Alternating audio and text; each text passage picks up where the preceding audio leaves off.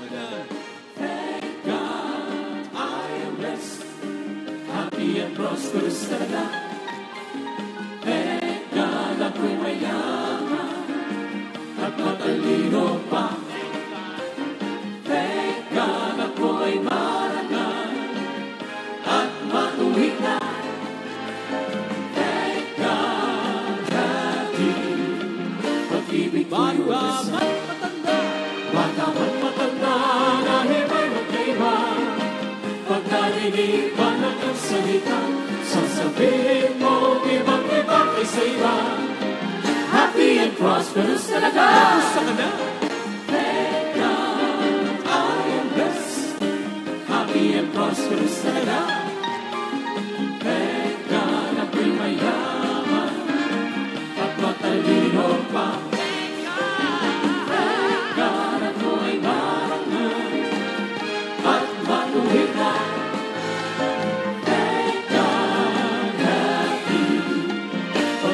Magkay El Shaddai, Magkay El Shaddai sa kanyang nagbigay. Ano?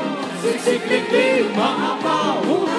At si El Shaddai, sino nang magulay? Champion! Happy and prosperous talaga. Gusto ka na? Thank God I am blessed, happy and prosperous talaga.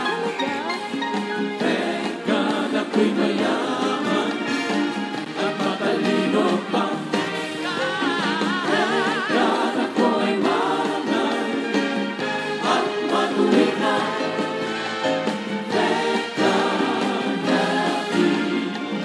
Magkay El Shaddai, Magkay El Shaddai sa kanyang nagbigay. Ano? Siksik-likling maapaw ang buhay.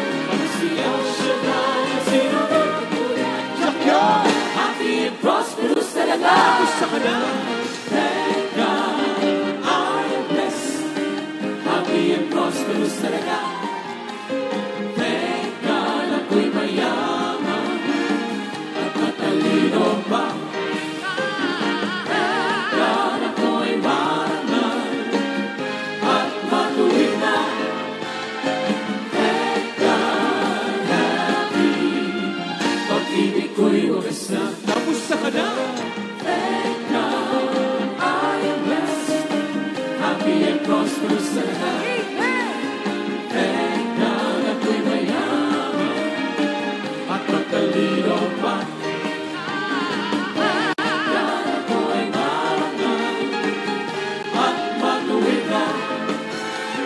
Thank God happy, pag-ibig ko'y wagas na. Happy and prosperous talaga. Happy and prosperous talaga. Thank God I am blessed, happy and prosperous talaga. Magaling na, mayaman pa, matalino, matuwid, marangal, wagas ang pag-ibig, malaya, payapa ang kalooban, maginhawa at matagumpay.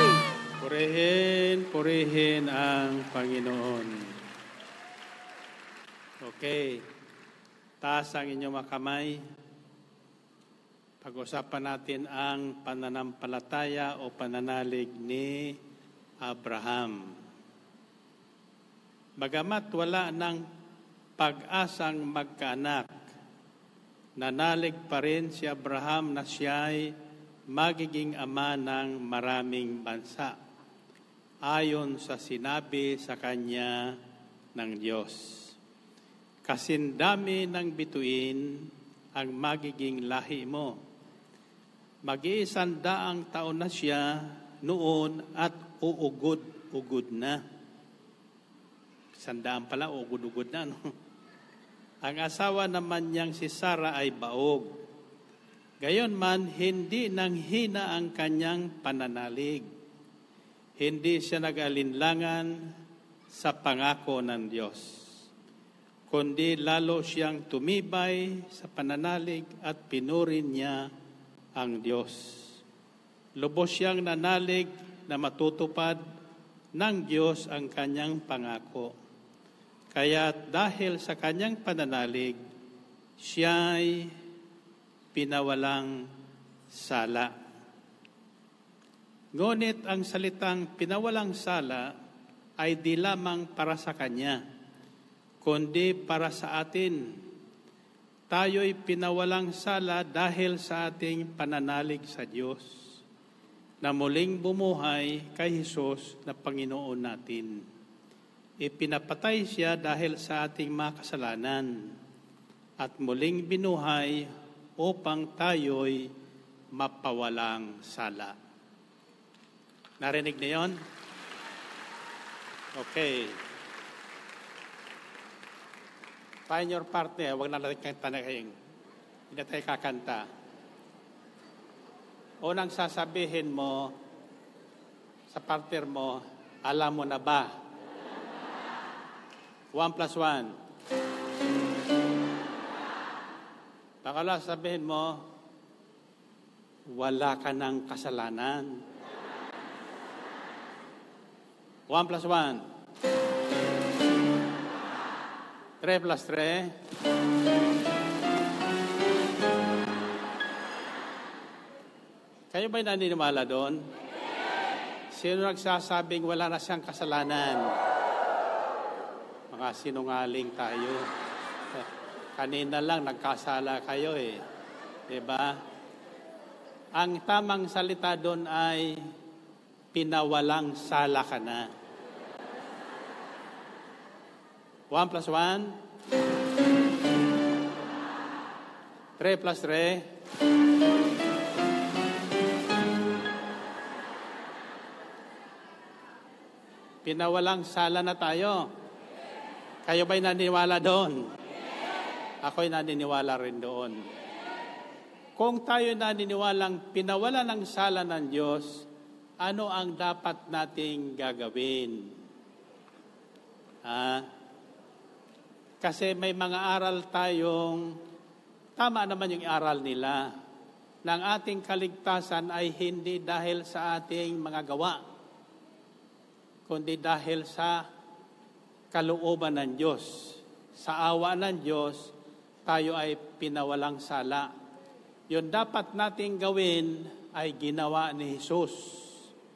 Kaya tayo ay pinawawalang sala sa pamagitan ng ating pananalig sa Diyos, sa ginawa ni Jesus para sa atin. So, kung kayo'y naniniwala doon, anong ibibilin mo sa partner mo?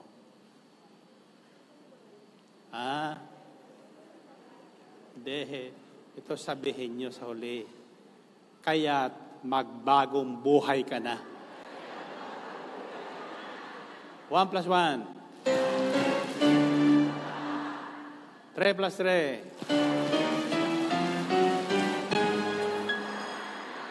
7 plus 7.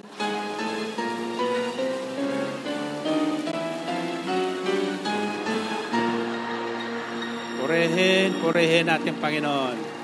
Okay, taas ang inyong mga prayer request.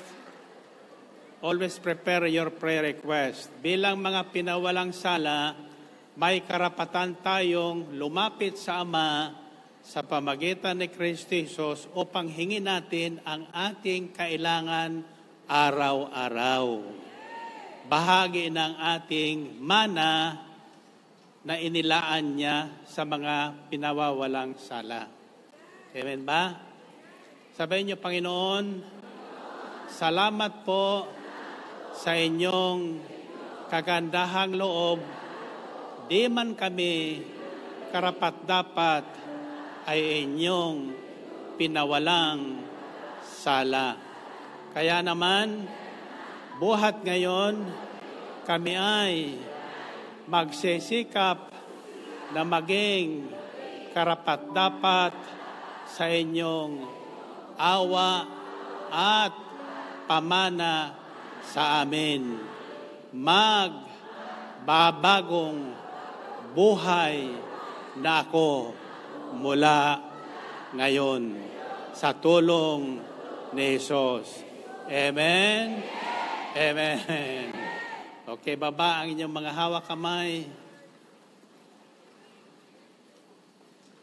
Muling ibalik sa taas ang inyong kamay na malayang nagpupuri sa Panginoon.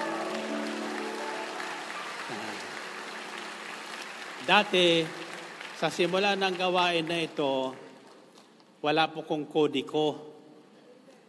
Kaya lang inaabot ako ng 3 oras pag wala kong kodigo. Ngayon, to limit my time, nagsimula akong maggawa ng outline. 1 to 7 pa noon, hanggang sa ng 1 to 5. Meron pa tayong awitin na 5-5-5 noon. Marami tayong composition sa ministry ito ng mga awit na inspired sa mensahe na ibinibigay sa atin, subalit bihira na nating marinig sapagkat mahilig ang Pilipino na mga hiram sa ibang bansa. Diba? Yung ating pangsarili, kinakalimutan natin. Tulad na ako'y magsimula ng maglingkod sa Panginoon sa pamamagitan ng radyo, ang natatandaan ko po, paulit-ulit, 4 na awit. Bless the Lord, O my soul, is derived from Psalm 103, verse 1. Then, sunod doon is, pagkat ang Diyos ay pag-ibig. Hindi na natin naririnig yun. Bihira natin marinig yun. Kaya tayo, pinawalang sala ng Diyos dahil sa pag-ibig niya sa atin. Amen ba? So, I'd just like to recall these things because hindi po nakakasawa ang mga awit. No, nagsasawa ba kayo? Sa pagsimula is always remind yourself to bless the Lord.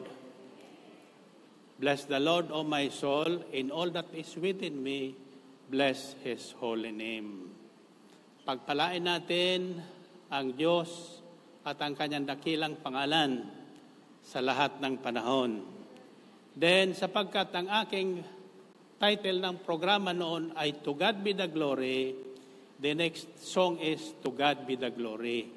Ibig sabihin, sa lahat ng mangyayari, sa mga nakikinig sa programang ito, may himbalang tatanggapin, ibalik sa Diyos ang papuri.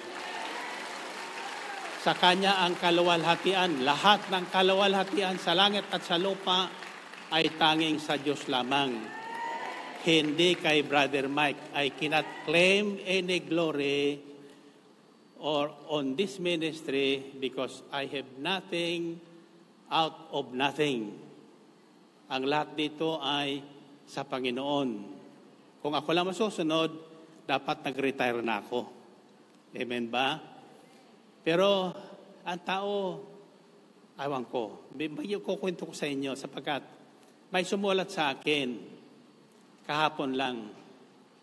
Ang tanong niya doon, Brother Mike, how can I be a better person? It's a good question.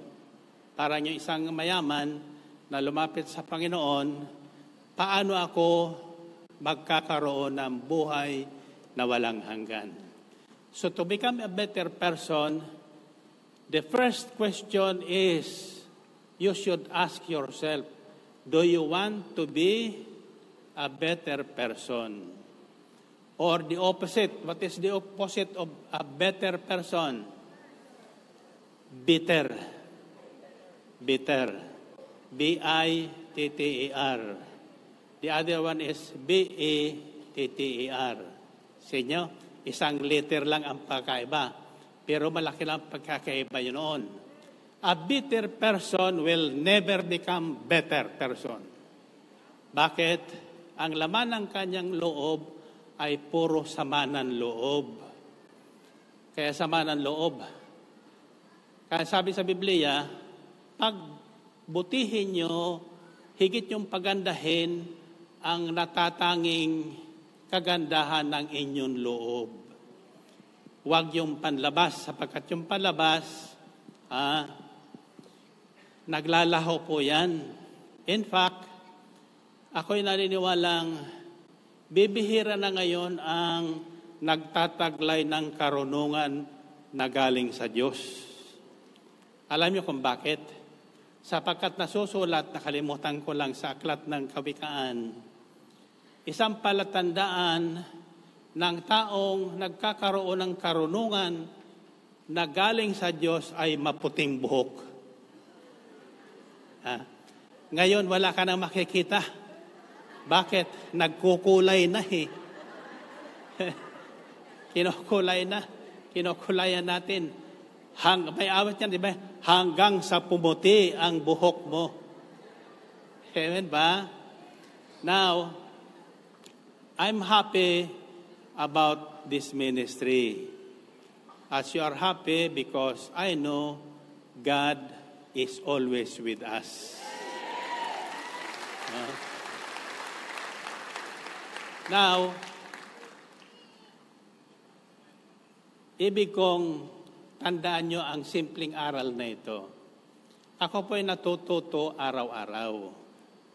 Sabi nga na Propeta Isaiah, madaling araw siyang ginigising ng Panginoon. Pag ginising ka ng Panginoon ka na makatulog, tuturuan ka ng maraming bagay. Tuturuan ka. Kung matandain ka, dapat tatandaan mo. At ang pagtuturo ng Panginoon ay hindi natin mahuhulaan. Iba't ibang paraan. Bibigyan ko po ng isang very recent and clear example. Nang kami pababa na from the second floor sa aking dressing room, kasama ko si Brother Peter Bautista. So, dadaan kami sa elevator.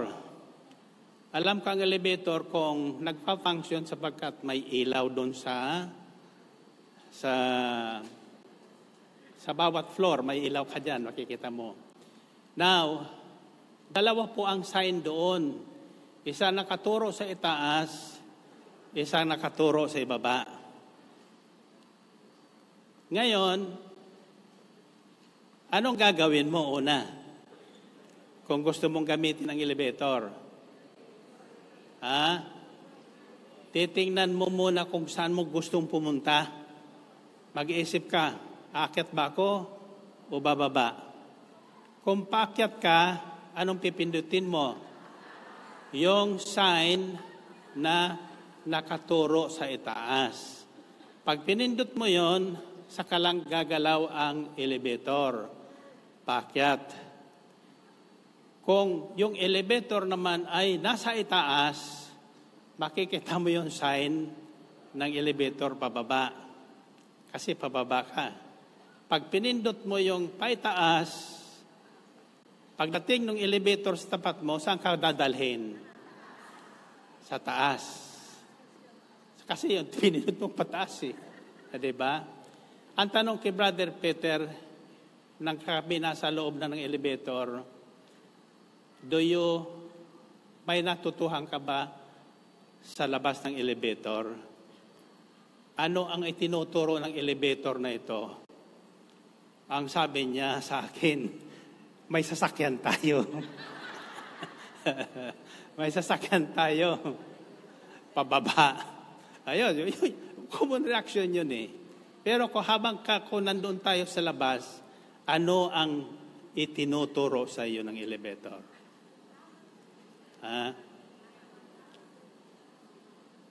Nasa Biblia po yan eh. Kaya tayo, sinabihan doon, sabi niya, the word it was credited to him, doon sa ating good news ngayon, credited to him as righteousness, was not only written for Abraham alone, but for us all who will believe in God. Isinulat yon, isinulat ang banal na kasulatan para mayroon tayong guide, palatandaan. Tulad ng sa elevator, palatandaan. Now, many Christians are lost. You know why? Kinakalimutan nila yung mga palatandaan. Ano ang palatandaan ng kaligtasan ng Kristiyano? Ang mga Hudyo, circumcision. No? Sa mga Kristiyano, ano? Cross. Pero maraming Kristiyanong ayaw ng cross. Ayaw mag-antanda ng cross. Natatakot sila sa cross. Alam mo kung sino natatakot sa cross? Si Satanas. Sapagkat doon sa cross, natalo si Satanas. Akala niya, talo na ang bida nang ibinitin at ipinako sa cross. Ang hindi niya alam, sa pamagitan ng cross na yon, magtatapos ang panlilinlang ni Satanas sa sangkatauhan. Sa susunod nyo ba yun? So the cross is a very important sign that we should, as Christians, remember all the time. No? Ano maalala nyo sa cross? Sabi sa Biblia, sa mga Hudyo, sa mga nawawala o napapahamak, the message of the cross is foolishness to them. To them, it is foolishness for a God to die on the cross. Foolishness. But the foolishness of God, sabi naman doon, sa mga naliligtas, it is the wisdom and power of God. The message of the cross is the power and wisdom of God. Amen ba? Okay. Kaya ako outline sapagkat noon may nagreklamo sa akin. Inabot sila ng 3 oras, nakatayo din. Bakit? Ay, di ko si pinaupo, nakatayo ko. Di sino nakatayo din sila. Pero may upuan naman. Diba? So, dito makikita na ang lahat na tinawag ng Diyos ay sumusunod sa kung sino ang dapat nilang sundan. Amen. Nakatayo ang leader, nakatayo din ang mga follower. Unless the leader says, maupo na kayo. Pero hindi ko pa sinasabing maupo kayo. Sabi niya, thank you po. Anyway, taas ang kamay niyo, taas sabi mo, paupuin kayo sapagkat otherwise hindi tayo matatapos. Sabi lang kung 3, huwag yung bibiglayin ng upuan, baka mabutas na naman yan, ha? Bigla kayong uupo, wala kayong sasabihin, tahimik lang. At saka hindi kayo lilingon sa kanan, sa kaliwa. Uupo kayo na ang mata nyo nakatingin sa akin. Taas ang kamay. 1, 2, 3.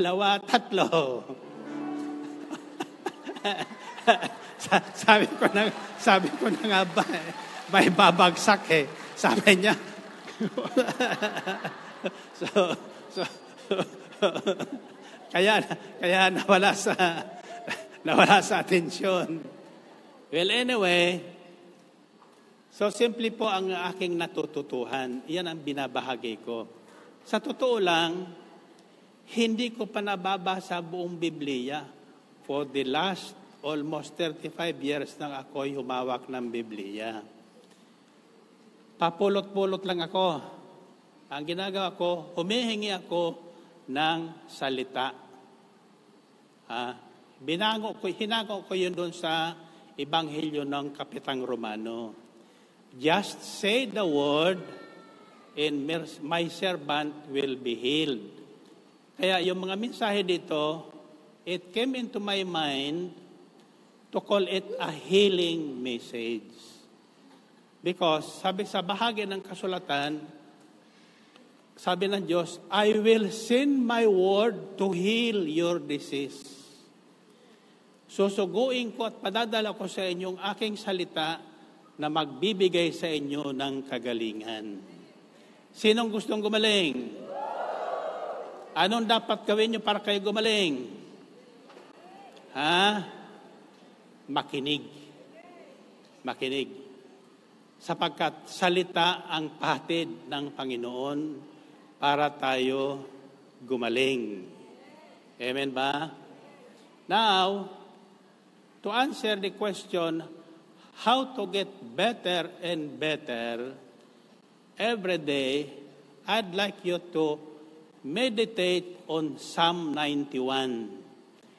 For the first time after 33 years in this ministry, naging bahagi ng ating ministeryo ang Psalm 91. That becomes a universal prayer for all El Shaddai followers and members of this ministry. The Lord's Prayer in Psalm 91. And with the help of God, I will deliver to you on Saturday what is inside Psalm 91. Anong mayroon sa salmong yan? Paano naging bahagi ng ministeryo natin ang Salmo 91? Kung iyan ay memoryado nyo at inyong hihimayin, pagninilayan sapagkat na instruction sa Biblia, meditate on it day and night so that you will be able to do everything that is written in it. Then you will be successful and prosperous. Amen ba? So, if you want to become a better person, you better memorize Psalm 91, make it a prayer, and a topic between you and God. A conversation between God and man. Among the Psalms written by David, Psalm 91 is actually a soldier's prayer. Ang mga termino po dyan na ginagamit ay para sa mga mandirigma. Sapagkat si Haring David ay isang magdirigma. In fact, it is found in Psalm 91 yung panlaban ngayon sa mga salot, mga pestilence. Tulad ng mga injection ngayon na hindi natin namamalayan, papatayin pala tayo, o yung magiging anak pa. Kaya may mga anak na tinatawag na special baby. Bakit? Retarded. Bakit retarded? Sapagkat noong ipinagbobuntis yan, hindi gusto ng ina. Hindi ginusto ng ina. Ang iba dyan, sinusuntok pa nga ang tiyan. Para ma-abort sa ano. So, yung emosyon nasasalin doon sa bata. Well, spiritually and scientifically, the life of the baby comes from the mother. Sa inaya po nang gagaling yan. Anyway, hindi man ako OB-GYN. Si Dr. San Juan, ang aking doktor, OB-GYN yan. Yan. Anyway, by the help of the Holy Spirit, I was really thinking of delivering a message before our overnight, which will cap the good news about how to become a better person. The first step to become a better person is to decide a lifetime decision. This is a lifetime decision. Di-decide ka,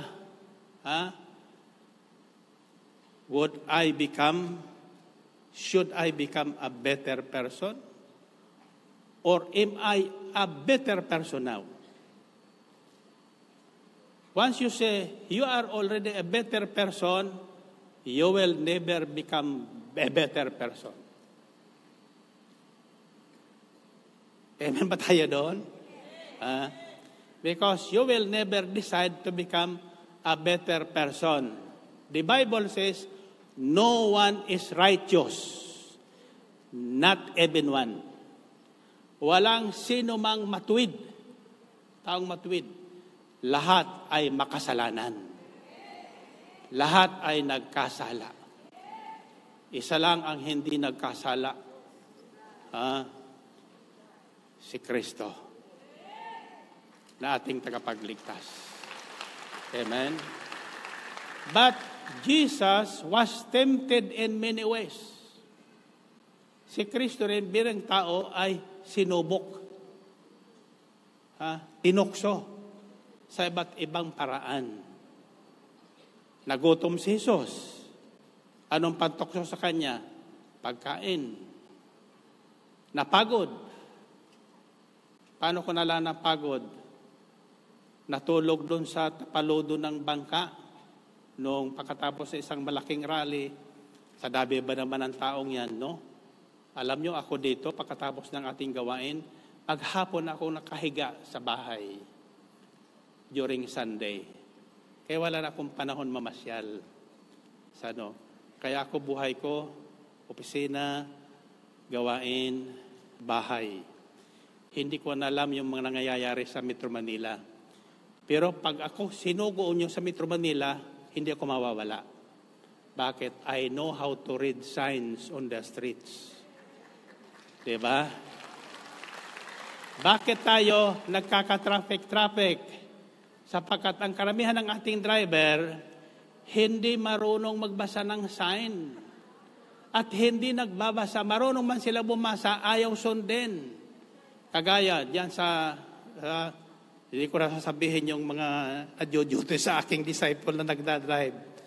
Pinagpapalit-palit ko sila sapagkat ang intensyon ko ay pag-aralan din sila at matuto din sila sa akin.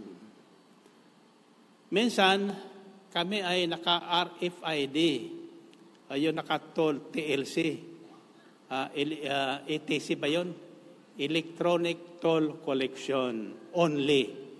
Doon ka dadaan. Huwag kang dadaan doon sa cash. Maatraso ka. O kaya ETC cash. Mamimili ka. Gusto mabilis, doon ka sa ETC only. Yung kasama ko, pinili doon sa ETC cash.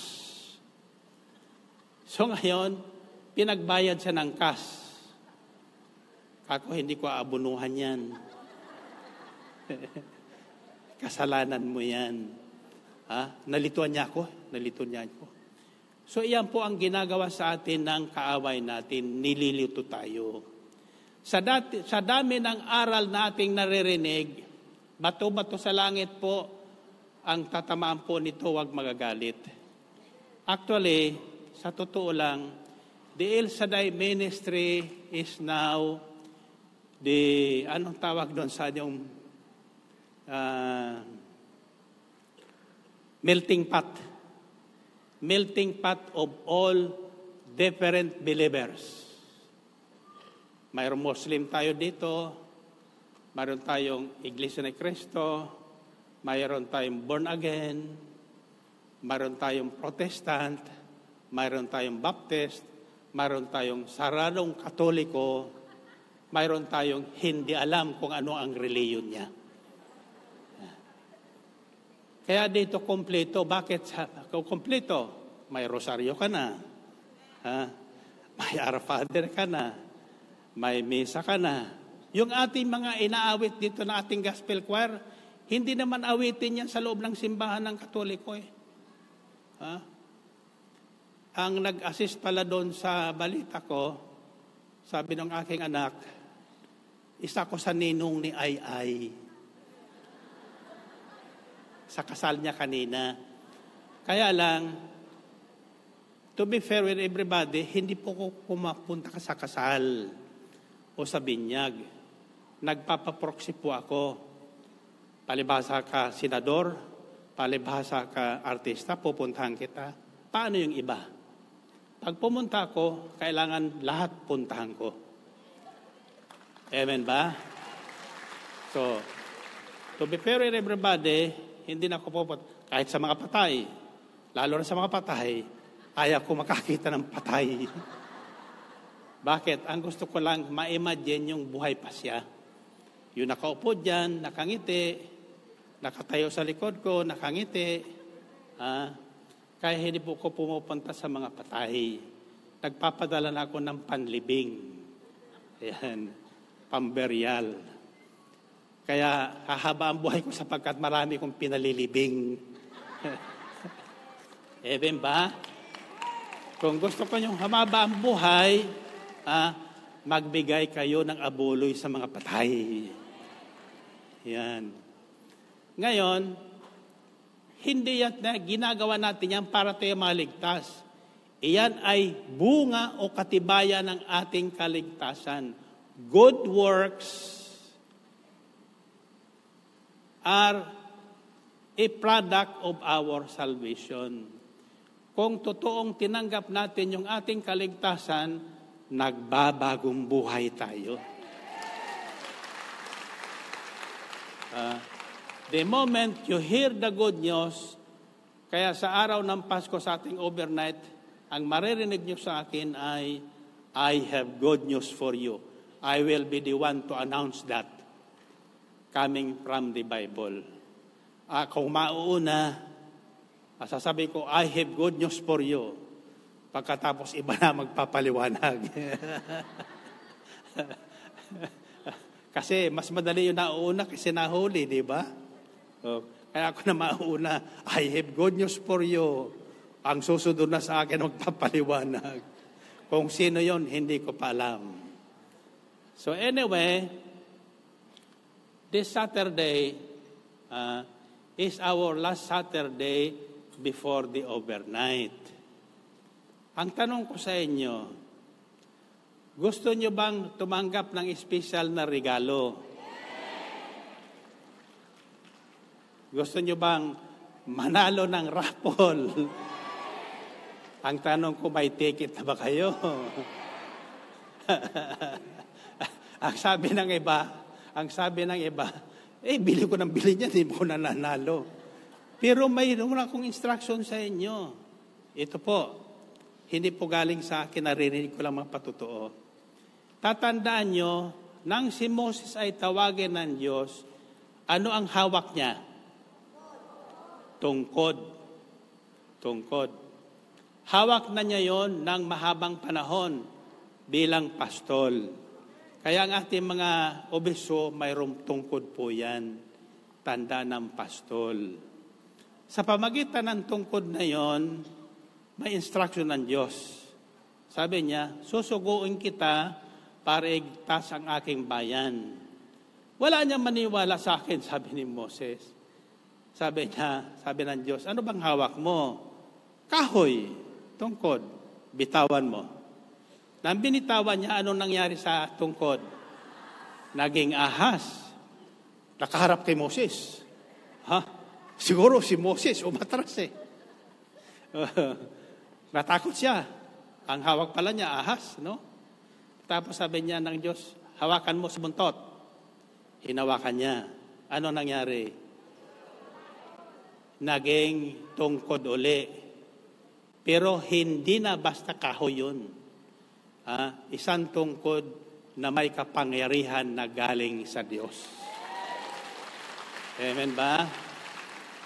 Kaya yun lahat malaking gawa ng Diyos sa pamagitan ni Moses ay dahil doon sa tungkod.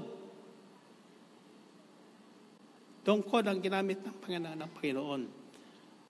Sa ating kapanahon na naman, iba-ibang paraan ng Diyos. Diba? Sinabi ko sa inyo, nung una pa man, maaari hindi kayo mabunot. Siyempre, ilan lang yun, ano?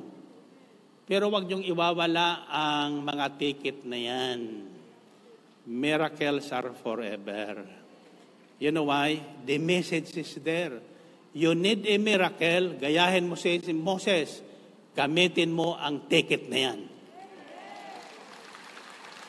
Ayon sa iyong pananampalataya. Kung may pananampalataya ka, ang ating tinutukoy dito ay the faith of Abraham. The Abrahamic faith. This is what I'm trying to drive at for the last so many Tuesdays and Saturdays. We are supposed to possess the Abrahamic faith. Paano nagkaroon ng pananalig si Abraham? Isang araw, si Abraham mayaman na. Marami siyang ari-arian sa kanyang bayan. Tinawag sa niya ang Diyos. At ang tawag sa kanya, iwan mo ang lahat, sama mo lang asawa mo, papupuntahin kita sa isang dakong ituturo ko pa lang sa iyo. Anong ginawa ni Abraham? Sumunod. Hindi pa niya alam niya kung saan siya pupunta. Pero pinaniwalaan na niya na ang pupuntahan niya ay makabubuti sa kanya sapagkat ang Diyos ang magtuturo sa kanya. Amen ba? At nang pangakuan si Abraham, this great man of faith dumaan din sa mga sandaling nag-alinlangan. So, pwede ka mag-alinlangan, pero wag lahat, sa lahat ng panahon. Ito yung pag-aalinlangan ni Abraham. Pakaraan na kilala na niya ang tinig ng Diyos, nagkakausap na sila, pero hindi niya nakikita. But he is hearing the word of God, the voice of God, audibly ng kanyang dalawang tainga. Siya lang nakakarinig. Kumbaga, sa dami natin dito, yung katabi mo, walang naririnig yan. Kaya pag uwi niyan, hindi magbabago yan. Pero nakikinig, magbabago yan. Sapagkat naririnig niya yun eh. No? So, isang gabi, sabi sa kanya ng Diyos, bibigyan kita ng anak. Natawa si Abraham. He was already 75 years old at that time. And Sarah was 65. 10 years ang pagitan nila.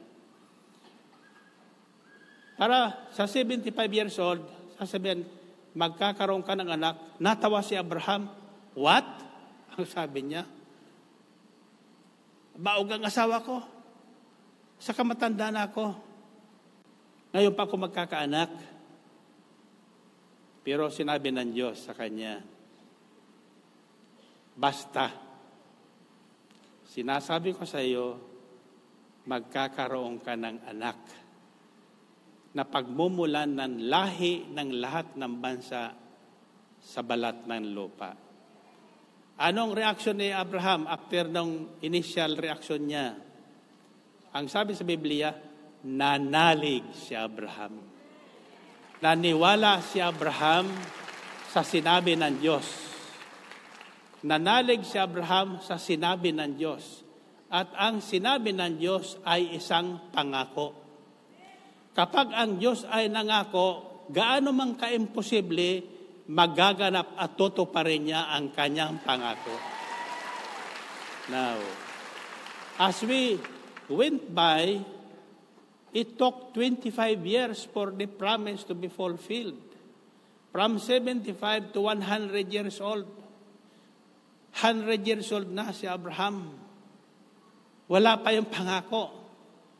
In fact, nung kinukulit na ni Abraham si Sarah, ang sabi ni si Sarah, baka hindi sa akin yan. Sa ibang babae yan. O yan, sipingan mo yung aking katulong. Para matapos na yung kadadaldal mong yan. Sapagkat walang ginawa si Abraham, araw-araw, bukang bibig niya, yung pangako ng Diyos. You must remind yourself every day about the promise of God. Para hindi mo makalimutan ang pangako ng Diyos, kailangan babanggitin mo yon sa iyong sarili na ito ang pangako sa akin ng Diyos. Amen ba? So, ano nangyari? Nakialam hindi si Eva, si Sarah, nakialam sa Sarah. Sa unang pagkakamali, bakit nagkamali si Adan? Dahil din sa asawa kay Eva. Nakialam din si Eva sa plano ng Diyos. Kaya nagkakaproblema tayo, pakialam tayo. Huwag natin pakikialaman yung plano ng Diyos. Yung ilong mo, ginawang malapad yan. Ikaw lang ang mayroon yan. Bagay sa mukha mo yan. Pag pinanuslip mo yan, mag-iiba na itsura mo. Ayan ang tao ngayon kaya nagkakaproblema, pakialam sa ginawa ng Diyos. Amen ba? May papislip, may panuslip, may painat-inat. Maski anong kainat mo niyan, kukulubot uli yan. Alam nyo, sabi ko sa isang araw, pumunta ako sa aking neurologist. Parang silang examination ngayon. Pero kailangan linisin mo yung buhok mo. Wala kang kulay. Nagkukulay kasi ko para ako magmukhang bata. No? Pero kahit anong kulay mo dyan sa buhok mo, yung tuhod mo nangangatod na. Hindi na pwede yung 2 oras, 3 oras. Anyway, ang palatandaan ko kung ako ay 1 oras na nagsasalita, yung aking lalamunan, natutuyo na yan. Ibig sabihin yan, tama ka na. Tama ka na.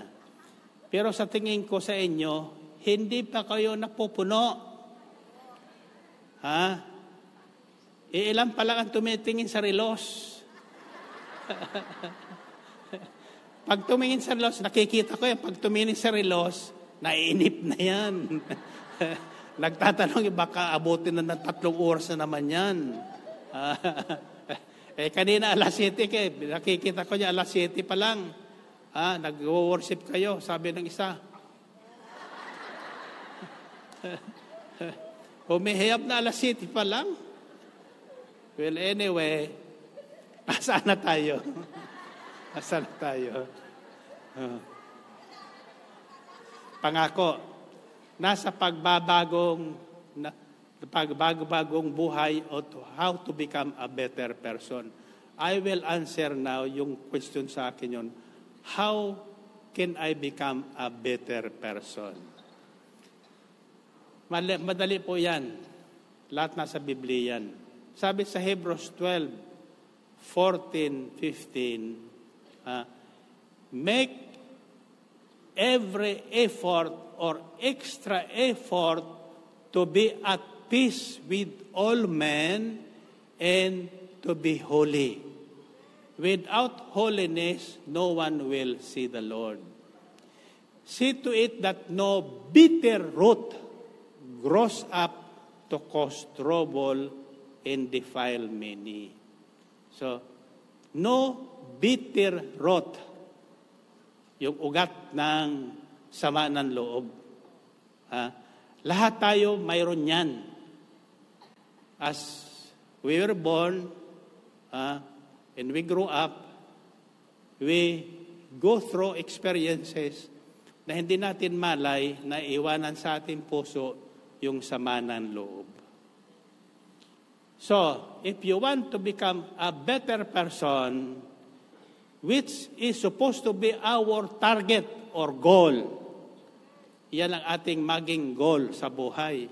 If you want to fall on line on the right side. Sa bandang huli kasi, pagdating ng Panginoon, titipunin lahat. May sa kaliwa, may sa kanan. Yung nasa kanan, ang sasabihin niya agad, pasok na kayo sa kahariang hinihanda sa inyo ng Ama noong pamanguna. Sapagkat nung ako'y nagugutom, pinakain niyo ko. Yung nasa kaliwa naman, Oy Brad, ba't ka nasa kaliwa? Ikaw nag-preacher sa akin yan. Preacher ka ng El Shaddai, ba't ka nasa kaliwa? Yung kasi nagpe-preach na hindi naman ginagawa yung pinipreach. Doble ang parusa doon. Oh, ikaw naman Brad, ang lakas mong imimen. Bakit ka nasa kaliwa? Magkakagulatan tayo doon Ito ang aking pangarap at panganalangin. Lahat na tinawag ng Diyos sa pamagitan ng himpilan ng DWXI, nasa kanan ang pila. Amen. Kaya we have to become a better person. So the first key to become a better person is your decision. It's not my decision. It's not God's decision. God has already decided for all of us to come to heaven. But we have our choice. Decision natin. Anong pipindutin mo? Nasa harap ka ng elevator. After this series of a better person, haharap ka na sa elevator sa Sabado. Sa Sabado. Babahay ko sa inyo, Salmo 21, sa Sabado after that, may makikita kayong 7 pangako sa huli. Anong sinasabi nun sa huli? Aking ililigtas ang tapat sa akin at iingatan ko ang sinumang taong ako'y kikilanlin. Pag sila'y tumawag, laging handa ako na sila'y pakinggan. Aking sasamahan at kung may hilahel ay sasakluluhan. Aking ililigtas at ang bawat isa'y pararangalan. Sila'y bibigyan ko't gagantimpalaan ng mahabang buhay. At nakatitiyak na ang tatamuhin ay ano? Very good. Purihin natin, Panginoon. Purihin ng Diyos. Oh, tapos na ako. Okay. Taas tayo. Taasan yung kamay. Sabi niyo, Panginoon, ibig ko pong maging taong matuwid na inyong kinalulugdan. Nang sa gayon, ang lahat ng pangako inyo'y sa akin ay matupad sa araw ng Kapaskuhan ngayon. Ngayon na. Hindi sa isang taon. Ngayon na. Sa ngalan ni Jesus. Amen. Amen. Okay. Pagtapos ko sa inyo, ito ang isisigaw nyo. Isang salita lang, ha? Babalik ako sa Sabado.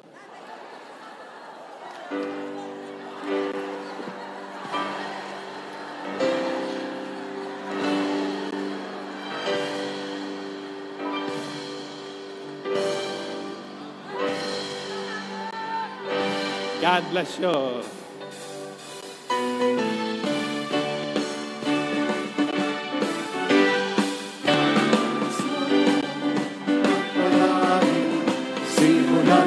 Tapusin ang gawain at may mahalagang dapat sasabihin ang punong lingkod natin.